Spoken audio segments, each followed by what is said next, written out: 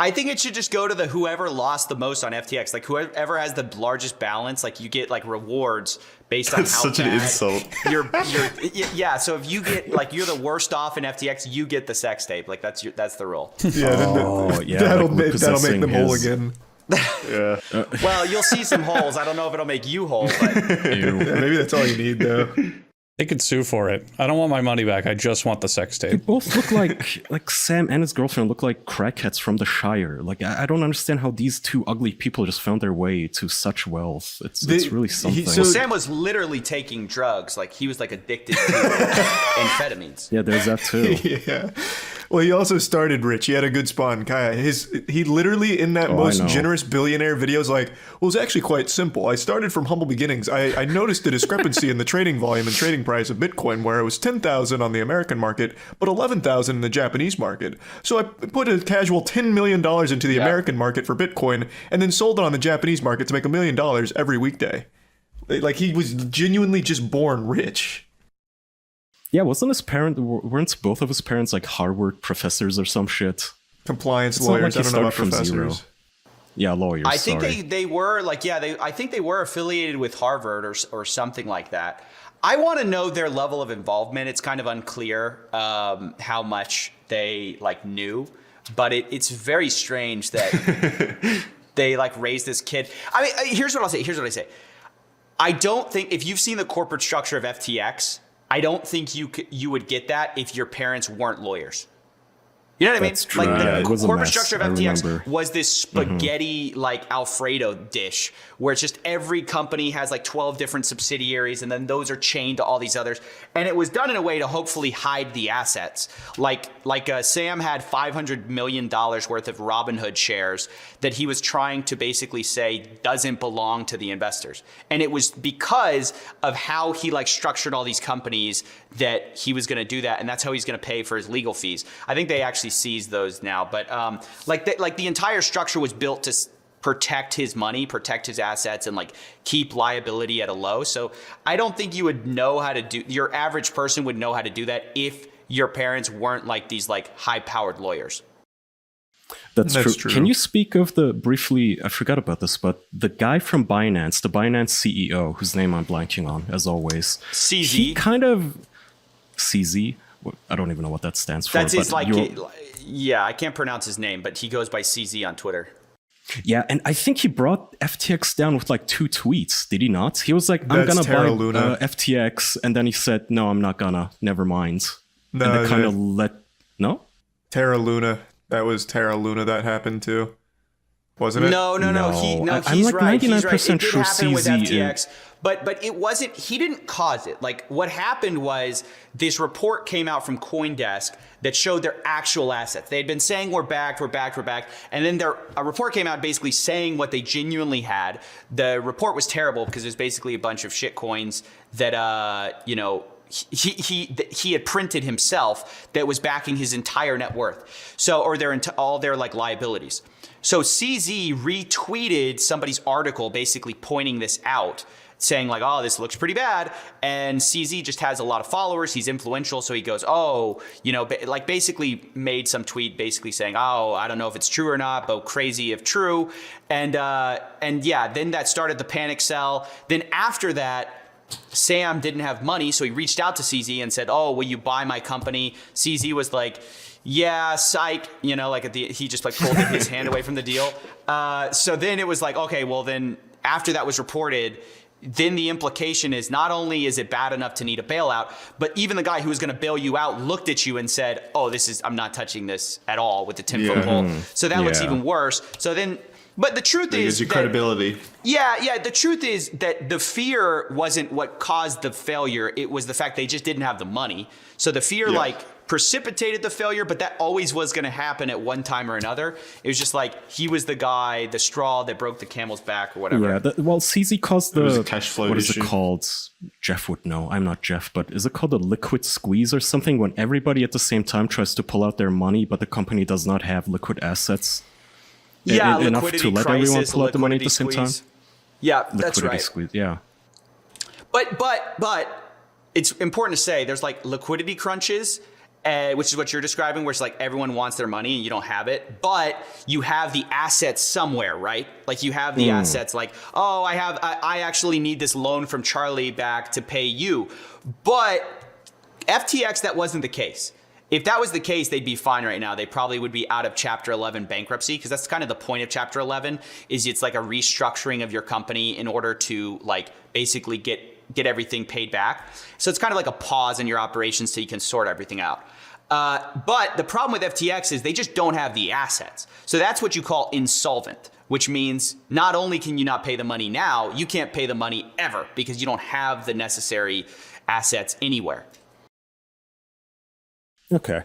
Where does the word transactional come in? That's what I learned in business school. Can you put this in transactional terms for us? Yeah, these $10 billion that FTX owes, it's just too transactional for me. I don't want to do it. I don't know if I want to pay this back. Oh.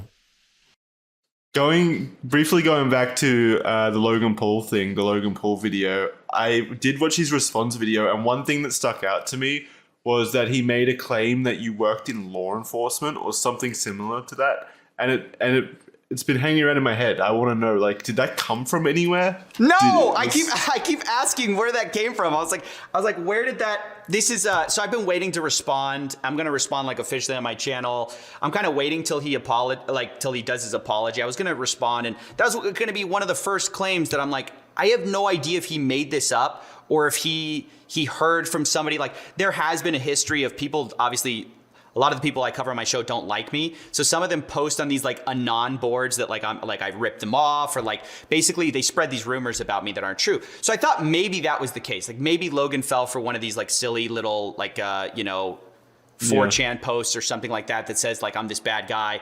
But no, it comes from nowhere. I've never worked for law enforcement, never tried to work for law enforcement. The only interaction I've had with them is exactly what I told you guys, which is like, occasionally my investigations will catch some eyes, and then like I'll get asked like, hey, can you hand this over? Like, you had this evidence in your video, where'd you get that? And I'll be like, oh, I'll help, I guess. Because I want to see these people go to like, face justice. I put it in my video. So I'm like, yeah, sure, I'll give that to you. That led to, the only thing that's ever led to is an arrest. So I don't know how, like, I think he said like the work is not rooted in like truth, or like it's speculative. So I literally don't know where this is from. I asked Logan about it. I didn't get any responses. And I don't know. How's that even an own? Like, even if you did work with law enforcement in the past, how does that invalidate anything you've said? I don't know if you watched it, Kaya. It was basically just like a character assassination attempt. It was just attacks. So his thing was he tried to work in law enforcement, but they said his research was often not grounded in truth or speculative, and then he just moved on from it. He didn't prove there's it or no anything. Sources. There's no there's. That sounds made up.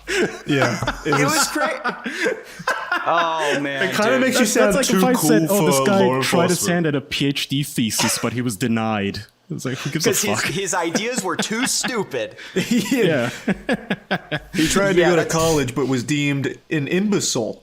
So can't trust him. I kind of like it though. He's basically saying like you played too hard and too loose with the law. I mean, that kind of makes you sound like a badass, to be honest. Oh, they took your badge. Is this an action hero movie now?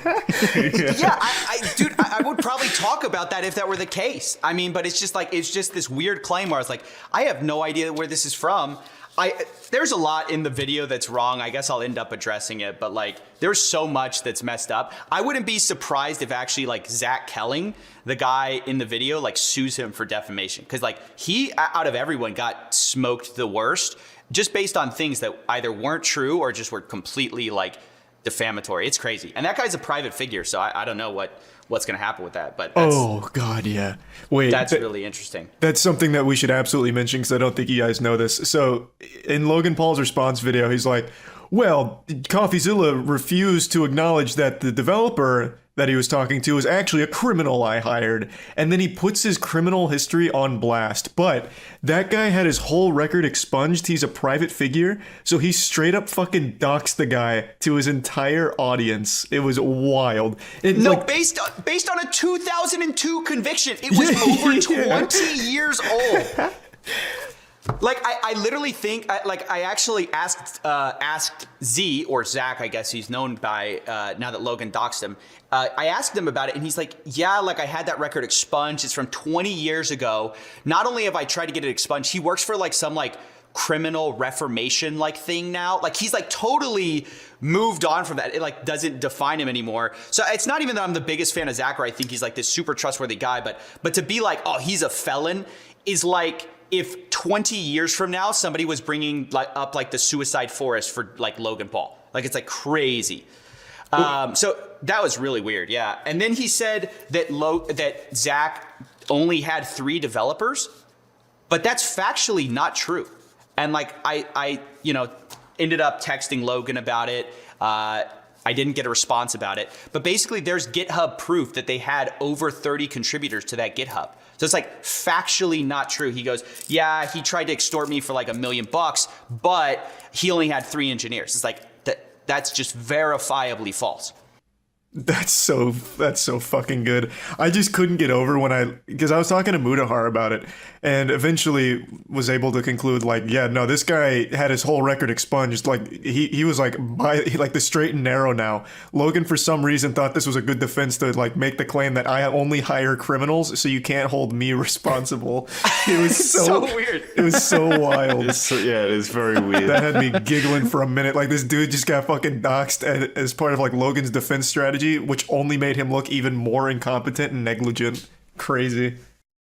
Well, also, can't you only expunge your record if I think the crime you've committed was before you were a legal adult, or if the crime is like such a negligible thing?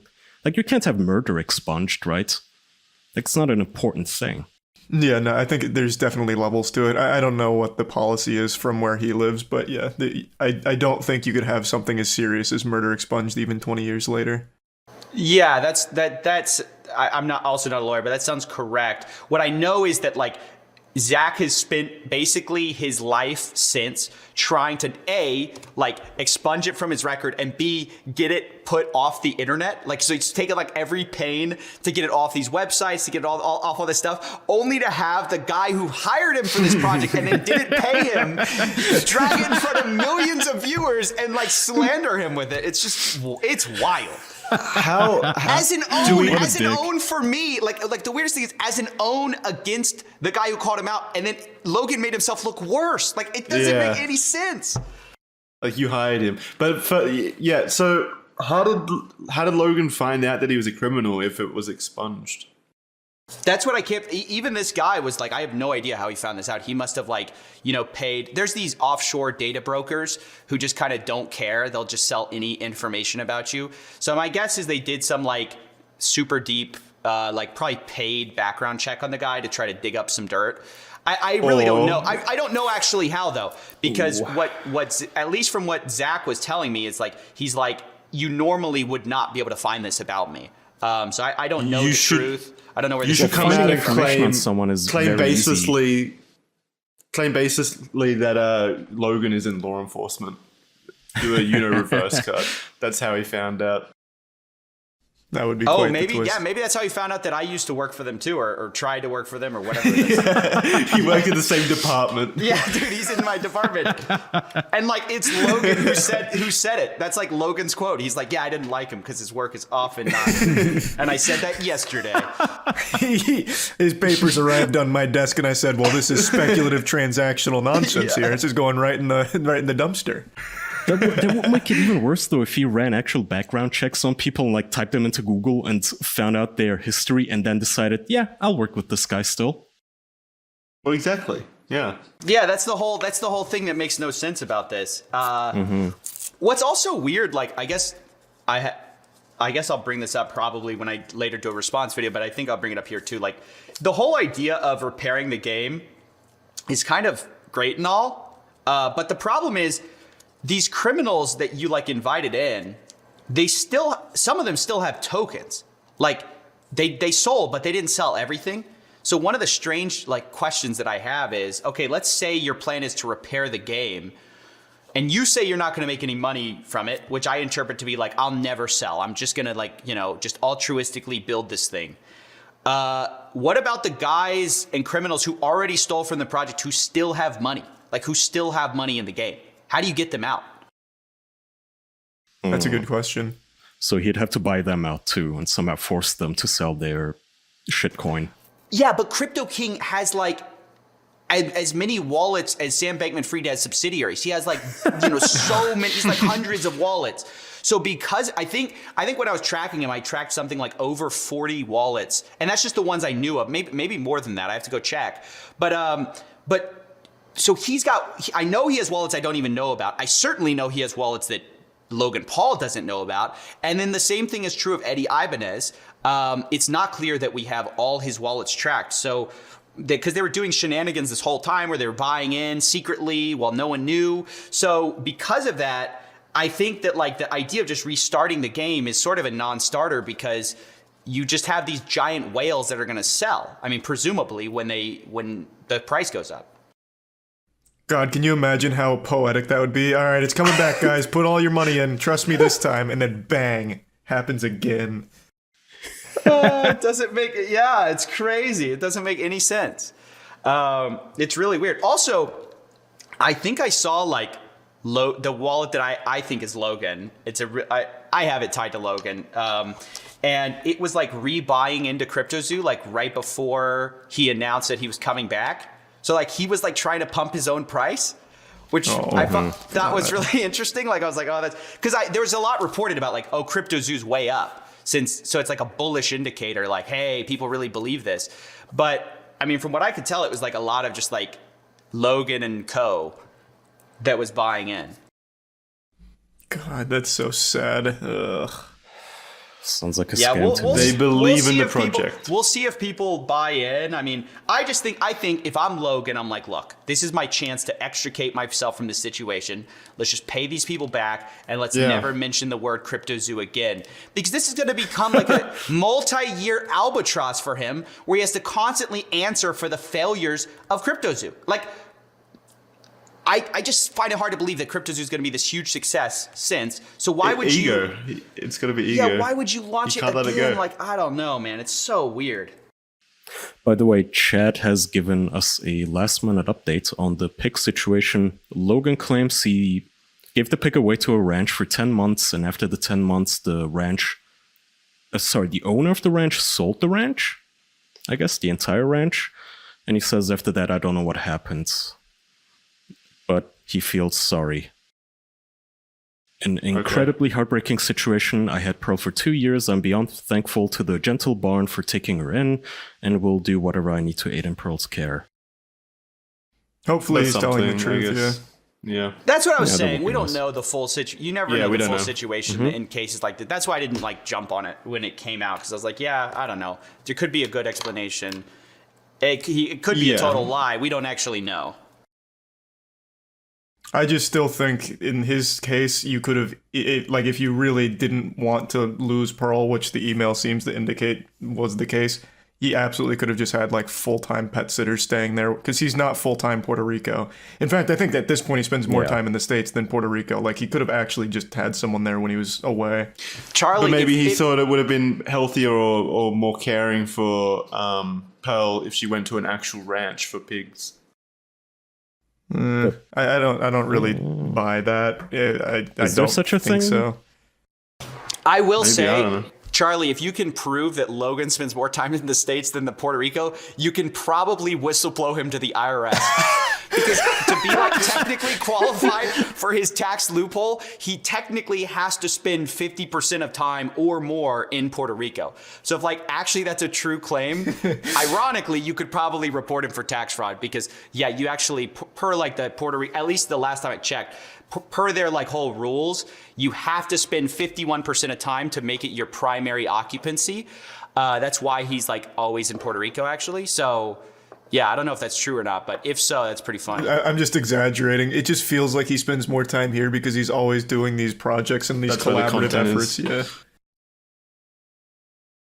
I don't know. Big if true. I don't know. I'll keep my eye on that one. This will be my CoffeeZilla tier investigation. I'll just have like that Twitter account that tracked Elon Musk's jet for Logan Paul. Yes. Tracking Logan Paul. Mm-hmm. That's a good one. That's a good idea. So I've got a last question for you, Stephen. Sure, go ahead. Have you ever felt like your life has ever been in danger because of an investigation you've been conducting, or because of what you've uncovered? Bro, let me tell you something that happened to me literally in the last 2 weeks that's crazy. I think I don't know if I mentioned it to Charlie, just like behind the scenes, but all right. Never normally, but a situation cropped up with this Logan Paul thing. So I haven't talked about this publicly yet. This will be the first time. Basically, in my story, in my CryptoZoo story, there was this billionaire that I mentioned. I mentioned multiple billionaires, but I won't mention which one. But like, I mentioned one of them, and it was very brief. It was like, hey, something happened with this billionaire, sort of related to CryptoZoo. They weren't a big part of the story. After that, I get contacted by this basically billionaire crisis manager for this guy who is extremely upset that I made this video, these claims in my video, even though they were backed up by evidence, and decides that, and proceeds to tell me that they work for Russian oligarchs, Saudis, and billionaires, and that literally that what they said is I'm the last call. And they told me, you've come up on my radar. This is an exploding situation. Like this is like a ticking time bomb. And I need to get this like settled. Basically, you got some facts wrong. And I was like, well, what facts? And they refused to tell me. They go, I won't tell you. I have secret documents on my hard drive, which I need to fly to see you. I can't tell you over the phone. I cannot tell you over a call. I need to go to your city. And they named the city I live in. And so I bought first class flights to your city, and I'm coming to meet with you. Flex. What does the first class tickets have to do with it? I don't know. It's just I'll be intimidating. drinking a rum and coke on the plane and listening to my music. Arrive in a limo. Yeah, exactly. Reclining They're like, we have to meet, and I'm gonna put you on the call like with these people, and we're going to sort this out. And basically, I make journalists' careers, and I also have ruined them. And basically, like, it's up to you what you want to do. That is the first and only time that I've ever been like truly scared of someone's intentions, because like, dude, if you work for Russian oligarchs and if you work for Saudis, I mean, I looked up their history. It does seem to be like true that they work for bad people. Oh, okay. They're legit. I'm like, holy, like, so I ended up. I was guessing it was like a crazy homeless man that had just got in your number or something. No. This is a real person, real credentials. And I basically, last minute, they're like getting on the flight, and I canceled on them. And I was like, actually, this is a bad idea. I'm not doing this. No way. Because I was like freaked out for my life. I was going to have to bring like try to hire personal security, but I don't know any personal security. So I was going to like hire my buddy from high school, which like, what is he going to do? Nothing. So that was there's like no way of knowing if there was like a credible personal threat, but it was like they could have easily tailed me. There's no good explanation for why they wanted to meet in person as opposed to just like sending me an email or like, and that's ultimately what I told him. I was like, look, if you have real evidence, send me an email. Do it in writing. I'm not gonna play this like game where you threaten me over the phone, espionage. But we have to meet in person. So that was like the first time that I was actually like frightened. And so because of that, funny enough, when like Logan threatened to sue me, it was sort of like the second most worrying thing that had happened that month. So I was actually kind of chilling. I was like, people called me, they go, oh, I heard like Logan might do this. And I was like, dude, that is the least of my concerns right now. I'm not worried about Logan Paul. Yeah, you were at that time you were hiding under your bed afraid of like an assassin. Yes, dude, it was horrible. I was like scared of this other person. So no, actually that was like kind of not the highest on my priority list. So that's the only time. I mean, most of the time the people who are like doing it, it's pretty obvious that they're, just kind of doing it to try to make you shut up. And it's usually just financial threats, which I don't know.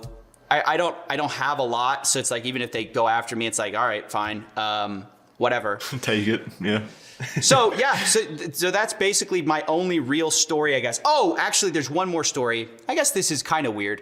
When I no longer live at this place, but at one point, somebody like went in my backyard. Like, I don't know if it was associated with the channel, but like we just like were like having dinner and we saw a silhouette in the blinds and like somebody was in our backyard.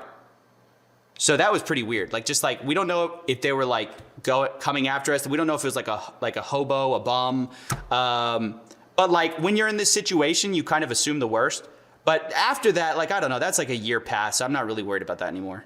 It was probably just Jeff. He got lost looking for Logan somewhere. Playing Pokemon Go. Yeah, so that's my exciting stories. That's all I have. I mean, that international espionage thing was pretty exciting. I'll give you that one. I'd be terrified if that happened to me. Yeah, I told them to buy me off. What's I'd be weird like, about what's your budget? You can buy my silence. Go ahead. Yeah, that's a good plan, actually. Is it too late for that, Steven? You could try and extort them for a little money. I'm sure that won't go bad. No, I'm not gonna. No. The weird thing is too, like that kind of was this weird implication. I don't know if this was bait or something. They said like we did have a over the phone call where they said like we can't share this information, but they did say something to the effect of, you know, basically, I don't know if you even have the resources to tell this new story we want to give you. Like, we want to give you this new story as a part of how you messed everything up. So as a part of giving you this new story, I don't even know if you have the resources to do this story justice. So maybe you need some help. Maybe you don't have the resources. Maybe you need some help with those resources. I didn't know if that was like their attempt at a bribe, because I was like I was just like, no, I think I'm good, you know. But I think maybe No, that you was should like have been their, like, no, I don't have the resources. I need $10 million, millions of dollars. Yeah. unmarked bills. Yeah. It's crazy. They It's can wild. afford it if they're bragging about first class flights and stuff. You should. Yeah. That's such a weird brag, by the way. They should have paid for your first class flights to them. Treated you nicely. No, I'm not Would you get flying on out that to plane, We should though? be bragging about private flights, private Yeah, jets. actually, that's a good point. It's a billionaire. Do y'all think hang on, flights are would you- cool? Like, Would you I get on don't that even plane? think- No, I wouldn't. But Yeah. also, like, dude, flying to me sucks. I hate flying. Like, I'm even terrified of it. I've never flown like private, but I just imagine like, and I've never flown first class either. But it's still the same thing. You're stuck in this tube for hours. There still are a lot of people around you. It's just less people, I guess, the more you pay. I just don't think. I think they've tried to make it a cool experience, like with the marketing. But to me, Are there's you like sort one of of nothing. us? Are you scared of flying? Are you trying to rationalize being scared of flying? Oh, dude, I hate flying. Yeah, Let's go. Definitely. That's Okay, definitely yeah, true. we understand That's- you. You don't have to make excuses. Yes, we get it. No, but actually, I just hate traveling in general. Like, I have a rule. Like, Yeah. if I'm not going to spend at least 2x the time in a place that I'm going to spend traveling to get there, I refuse to go. Like, so if That's I'm going fair. somewhere I fly like for 4 hours, I have to be there at least 8 hours to justify that trip. Because otherwise, it's like, to me, I'm like, this is a waste of time. That's very Well, fair.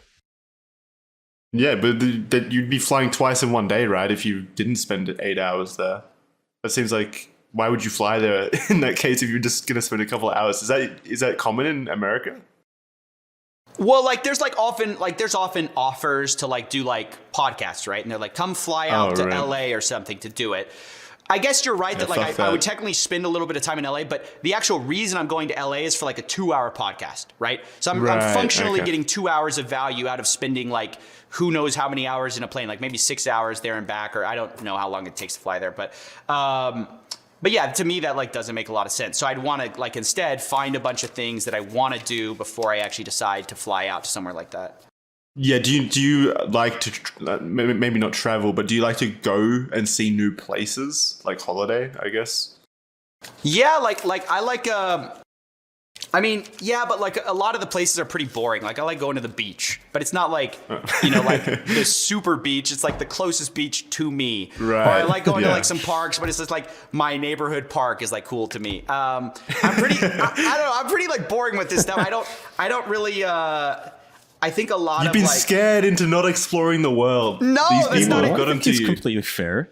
No, dude, when I was in college, like I did this like I traveled to like Qatar and we like spent like a bunch of like a semester in the Middle East, and That sounds cool. It was a really cool experience. It's like culturally enriching and eye-opening and all that kind of stuff. But at the same time, you also realize like, oh, these are just places with buildings, food, and like, you know, just the same kind of stuff, just slightly different. I don't know. So to me, I've always thought like if you can be content and happy with where you're at and like with the stuff you are given, it's way better for you. I don't know if that makes sense.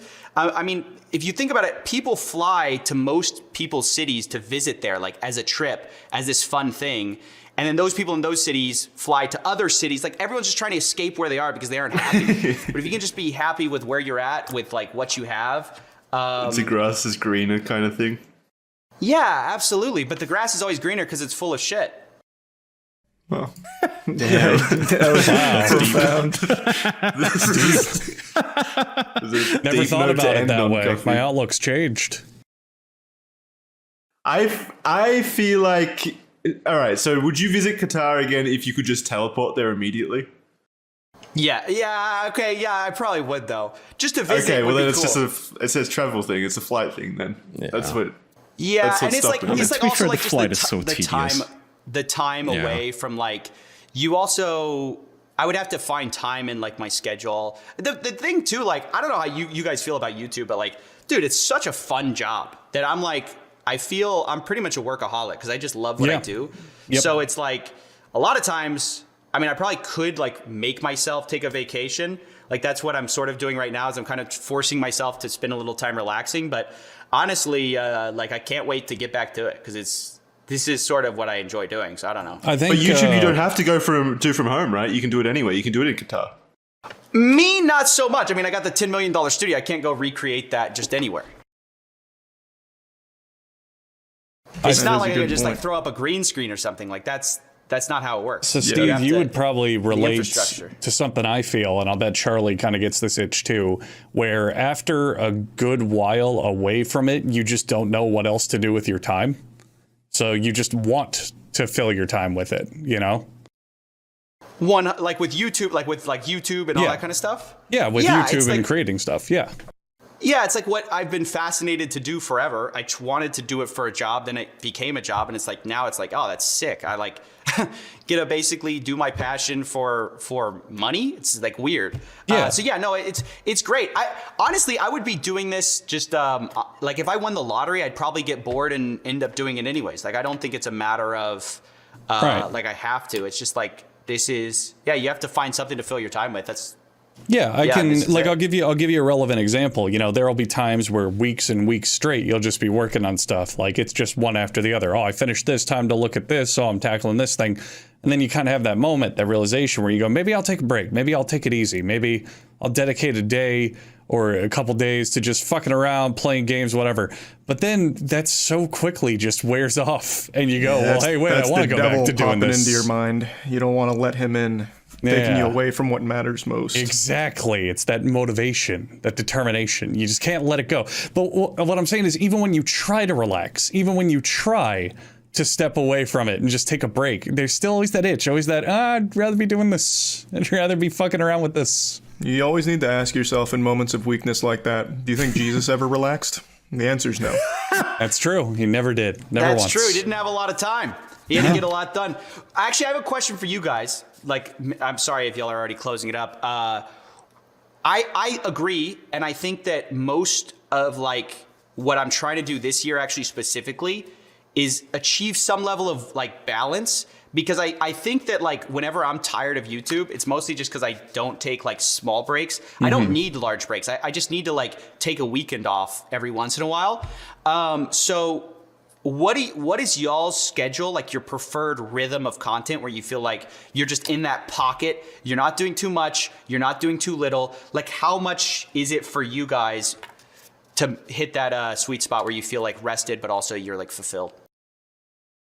There's something else that struck me while watching Logan Paul's response video to CoffeeZilla's series about him. You see, he throws out a number of allegations about a number of people that just for Logan's sake, I really hope is true, because it would be terribly ironic if in a video where he's throwing around the word defamation about CoffeeZilla, if in fact in that very video he is actually defaming a number of people. According to Logan's piece, this is crime details from the year 2002. So again, I couldn't find anything under this name, under that specific district court, so it really made me wonder, is this actually public information? Now I decided to get both sides of the story and ask Zach Kelling myself, and according to Zach Kelling, the record is in fact expunged, according to what he has told me. Oh, this is so much worse.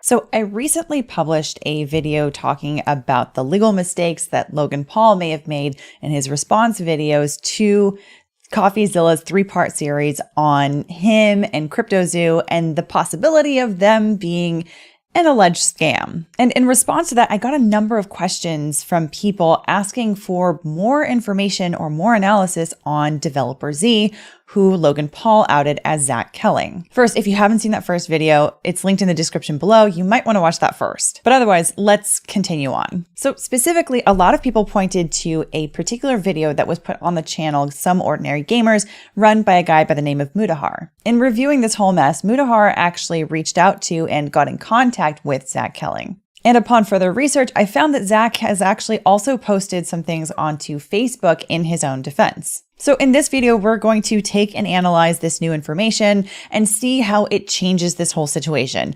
And boy, does it change things. Specifically, in my opinion, it makes things worse for Logan Paul. We'll show some pieces from Mudahar's video, also linked in the description below, but first let's take a look at this Facebook post by Zach Kelling. So this is a post by Zach Kelling on Facebook on January 5th, 2023. Update: Logan has finally removed the defamatory video. Thank you for all the support. And then it goes to what looks like the original post, which says, "Dear friends and colleagues, as some of you may have seen, I have been personally attacked by blogger Logan Paul on his YouTube channel.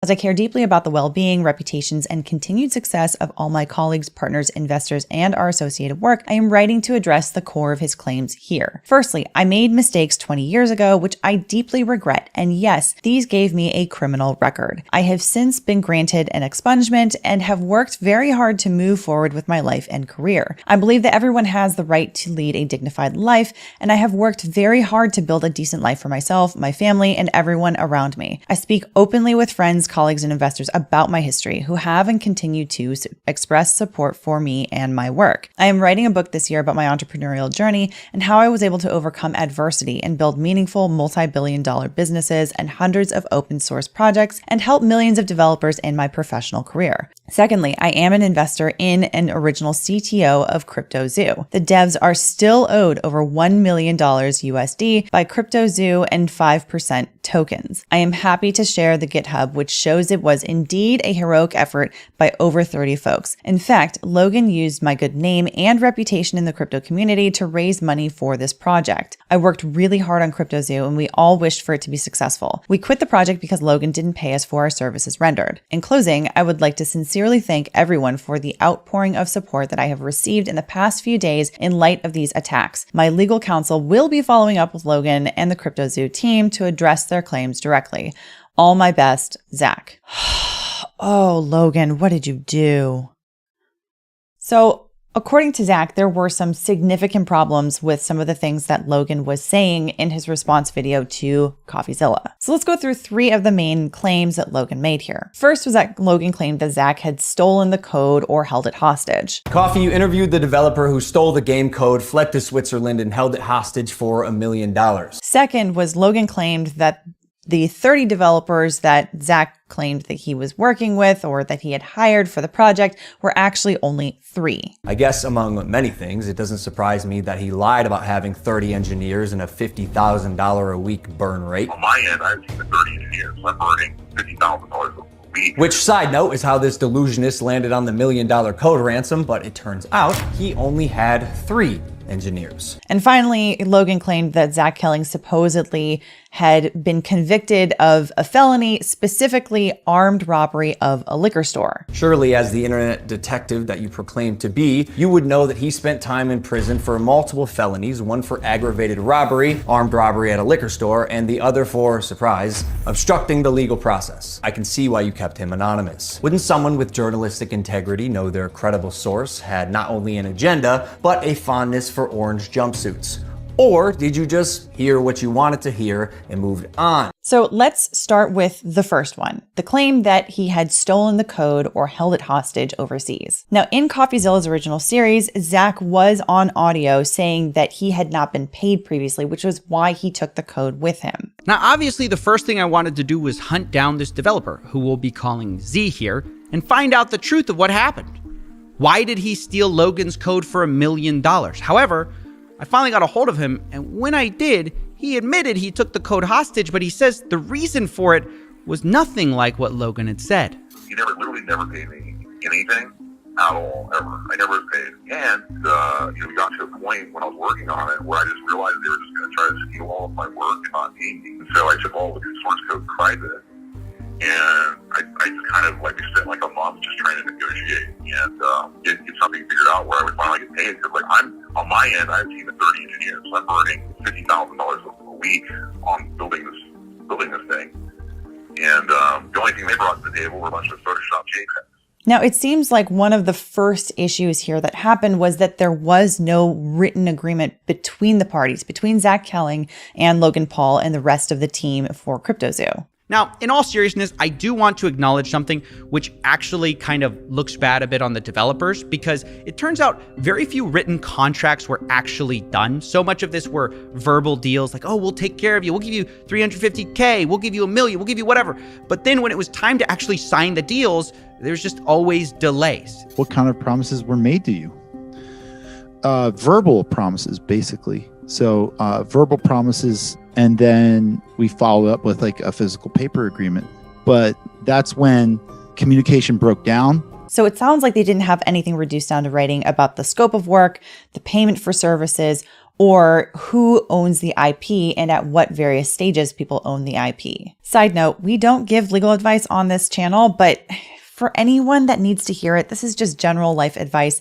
If you are going to go to work on anything for anyone else, or if you are going to hire someone to work for you for anything for you at all, please go and get it down in writing in some form or another, ideally in some kind of a contract that both have actually signed physically. And do this before anyone starts any kind of work on the project. It makes everything in the project flow so much smoother when everyone can have a clear understanding of what their expectations can be in that project. And it can avoid a lot of these kinds of issues like what we're seeing in this case. But I will say that even in this case, where there apparently wasn't anything reduced down to writing for the scope of work and the payment of services, that a good argument could probably be made that there was a common understanding of some sort of an agreement along a lot of those terms. The evidence that would support that kind of an argument would be the communications between the two parties talking about the scope of work, and then the actual actions by both parties that the other parties know that they are taking that are both in reliance on and in conformity with that common sort of understanding with those communications. But still, it's a harder argument to make than if you have something actually down in writing. And so if the court could find that there is some form of an enforceable agreement between the two parties,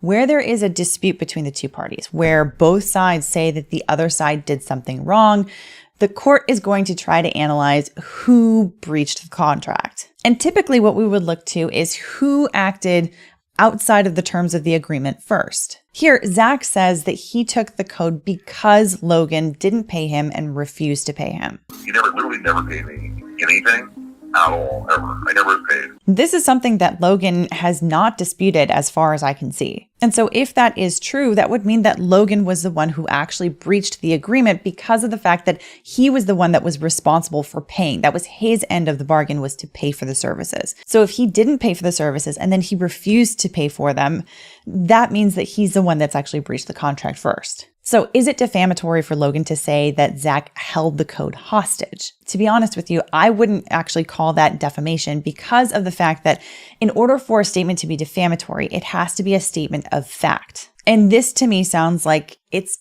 more of a statement of an opinion. It's a way that he has characterized the situation. I completely disagree with that characterization personally based on the information that I've heard. Zach did agree that he took the code, but the characterization of the circumstances under which he took it are not exactly the way that Logan was describing them to be. But I still think that that would be likely considered a statement of opinion more so than a statement of fact. But I will say that that is enough of a gray area that I think a jury could potentially come to a different conclusion. So if you found yourself on the jury, what do you